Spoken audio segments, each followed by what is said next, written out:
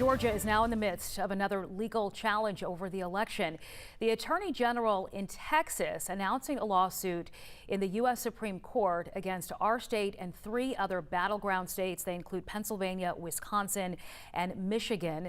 Attorney General Ken Paxton claiming that these states exploited the COVID-19 pandemic to justify ignoring federal and state election laws. He also claims they unlawfully enacted last-minute changes that skewed the results of the 2020 general election. Specifically in Georgia, the lawsuit is looking at our signature verification process and rejected absentee ballot rate, along with a consent decree relating to cured ballots.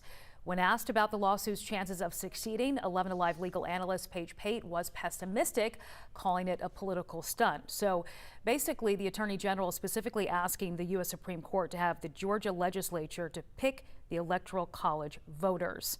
Georgia's 16 electors will meet with the rest of the Electoral College to cast their votes on December 14th.